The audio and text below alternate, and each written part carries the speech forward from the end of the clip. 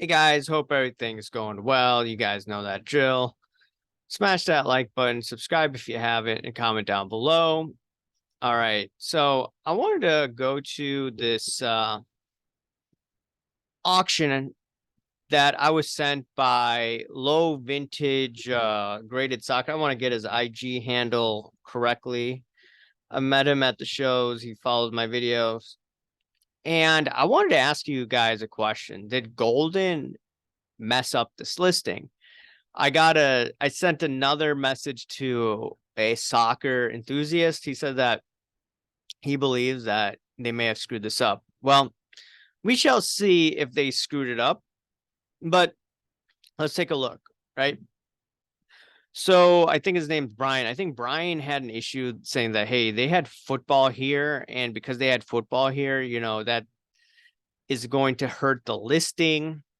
I think what could potentially hurt the listing is like it's under sports cards, not under soccer. But I think that's where I would be like, hey, look, if you're looking for soccer cards and you're not seeing that, I think that could be an issue, but it is what it is. Okay. So this card here, Brian thinks should be over 10K based on the fact that this dude was one of the top 3 players pre World War or World War II. And he was a pretty damn good player for the Brits. I think he had 60 goals in one season or something ridiculous. And it sold for a little over $5,000. This is a PSA 3 card here, okay? Now, if you go here, this is what, $2,000, okay? It sold right after the pandemic. We know that soccer prices just went ballistic during the pandemic. And some people just made ridiculous amounts of money if they bought it early. Now, I'm looking at this card here, right? This is one of the vintage soccer players. And you could see 1964, Barrett and Company, famous footballers, Series A12, number 29, George, best rookie card, PSA 8. You see that? Okay.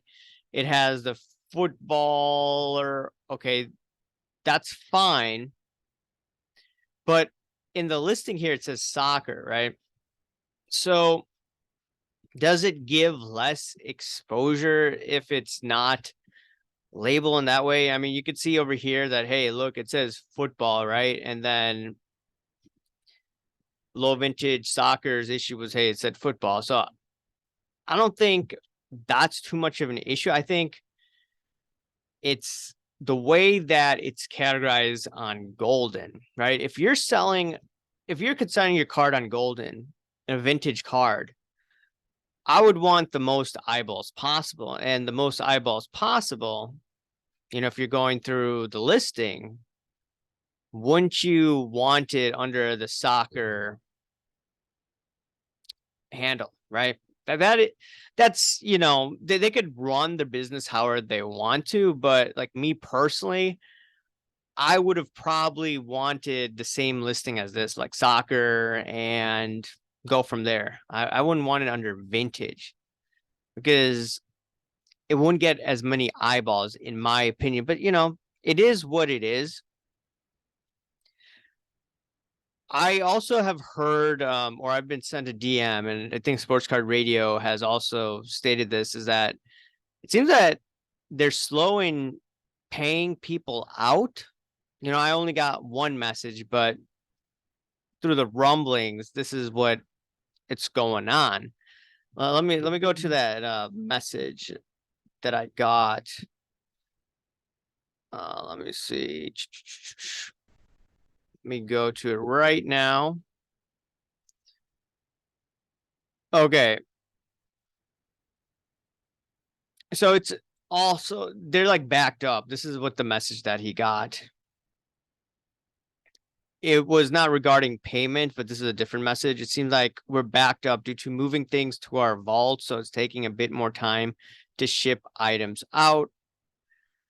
Okay. So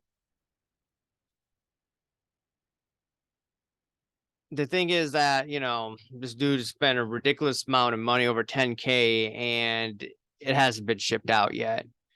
And that was his issue. Now, if you're paying that much money, I'd want my cards right away. But I do understand that Goldin is growing. Now, do they have the staff to meet the demand that they're going to get through the new services through Collector's Universe? That's just something I would want to ponder and think out loud. The other thing is, remember how Collector's Universe and PSA acted during the pandemic. They took in way more cards than they could handle. So is Goldin going to face some issues with more services provided on their platform or on their website? So it is what it is. So, you know, just the thing with this Dixie card, you know, it sold what, $2,000 pre or right after the pandemic. And this PSA 3 different serial number sold a little over $5,000. Now, it is a good ROI over a few years, but at the same time, could it have been better if the listing is better? I do know that for 4 Sharp Corners, when you consign the items, if you don't like how it's titled, you could go to them saying that, hey, I don't like the way it's titled, right? And as long as it's something reasonable, I think they'd fix it. But, or if there's something wrong in the description, but I don't know. What do you think about that? Do you think the listing impacts the search results? Are people going to search it differently? Because the soccer fans are saying, yes, it does. Anyways, I wanted to hear your thoughts, guys. Remember to smash that like button, subscribe if you haven't, comment down below, guys. Thank you. Bye.